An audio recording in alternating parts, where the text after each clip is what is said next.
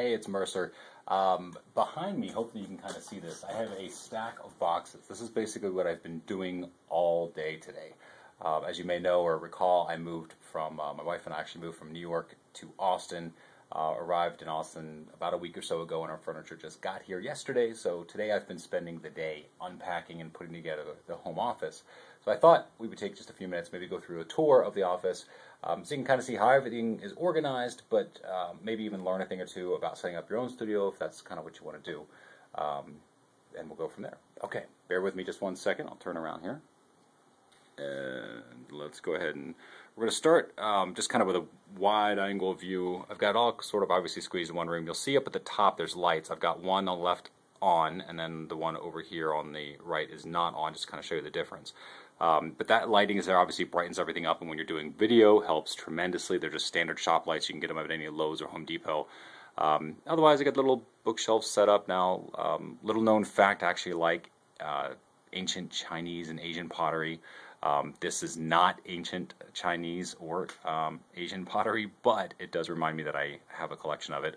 And of course Peter Pan's there just to remind me to never grow up and always sort of have fun. I've got the Tony Robbins collection down there, and that bottle of SoCo actually has a special meaning too, which only a few people know. Back in the college days. This right here, of course, is where all the magic happens. So I'll kind of move the chair out of the way. Now, this is Recording Central for the most part. This is where all the podcasts come from.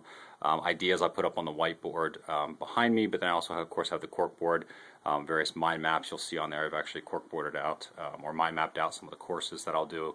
The affiliate.com badge. So for those of you who are taking ADC 2.0, I hope it is working out very well for you. Just pay attention. You're going to learn a lot from Chris and Mike. They're great guys. Down here I've got another little known fact. I dig dragons. I think they're very cool. So I have my little mini dragon collection. Over here, of course, you already know about this light. I don't have it on just because we don't need it right now for this particular video. There is a method to this particular madness up here. This is going to be a shelf of to-dos. So this is things I need to currently take care of right now, things I need to put away. But the goal would be to have this constantly done. So if I need something to do tomorrow, I might throw it up here, and then by the end of tomorrow, this should be done, and by tomorrow night, I'll be putting more stuff up for the next day. In theory, hopefully that's going to work.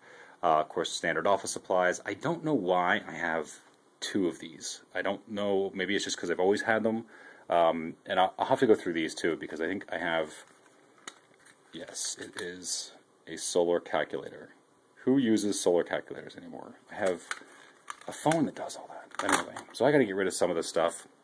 Whiteout, my God. When was the last time anybody even used whiteout? There's whiteout. Okay. I'm surprised there's not correction tape. You know what? Ha! Yes, of course there's correction tape. Okay. So we're going to have to go through some office supplies. They've probably been there for years. Down here I do have a few different books that I'm currently going through or going through again. I actually had a huge book collection in New York that filled up both of these bookshelves plus another one, plus a couple of little ones, but I lightened the load tremendously when we were coming down.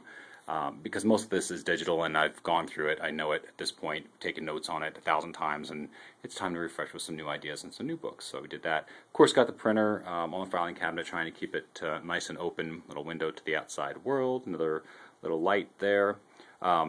In the corner here, and this is a little different. Now this is the shoji screen you would see on a lot of my videos. You'll see that behind me.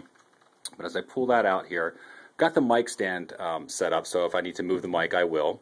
But in this corner, you will notice this is just standard bedding. You can buy it at any Walmart, Target. It's about 20 bucks, give or take. And I actually have it up here on the ceiling as well. Now that is there to dampen the echo.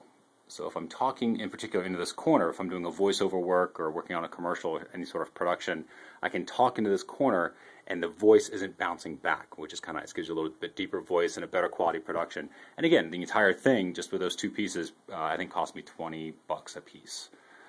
So that, in just a few tacks, is all that really is. So nice, quick, easy way to put some cheap sound dampening, especially if you don't have money to invest in the professional stuff, because that is pricey. The fan, it is Austin. So now Austin, I think, was damn near 100 degrees today. Gotta love that. It is hot here. The whiteboard, of course you've seen this on some of the videos as well. This whiteboard is where I'm going to be doing a ton of training. I've got a lot more planned, as you saw on the little mind maps I have set up. And looks like my wife left me a little message. Yes, behave yourself. Okay, let's see. No promises. And that's pretty much back to back. So as I'm going to kind of back out there, this is something also I'll recommend, especially if you're doing any sort of podcasting, recording. Not only this Samson mic, it's a great mic to get. I believe it's a CO1-U, I believe.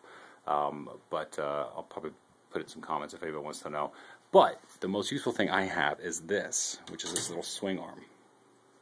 So as the swing arm comes across, this becomes a nice little mobile studio. Got a little pop filter here that comes down. And now you've got a nice little podcasting station. If you're going to do a webinar, any sort of teleseminar, you can do that as well. And when you're done with your Skype session, whatever you had, pop that back up. It's up and out of the way, and you've got yourself a nice little working space again. So that is a highly recommended thing. It took me about 1.5 years to actually decide to get that, but amazing. I should have got it right from day one. Other than that, the only other thing I wanted to show you was this over here. Now, this is there because of this whiteboard. Because as I'm sitting by the whiteboard, I'm literally going to be facing this direction and talking, and as I'm doing that, I don't want my voice bouncing back off that wall or those mirrored doors there for the closet. So what I wanted to do is put that there, again, to keep that echo effect from coming back. Hopefully it's going to give me a little bit better of an audio recording. We'll see. But anyway, that was about it. I hope that that was able to give you at least a little bit of kind of behind the scenes of where some of this production recording is coming from. If you've got some other questions on how to set up a studio, what equipment to use, definitely leave them in the comments. If you have any questions, I will be more than happy to answer those. And then that's about it. So stay tuned, stay connected. We'll talk soon.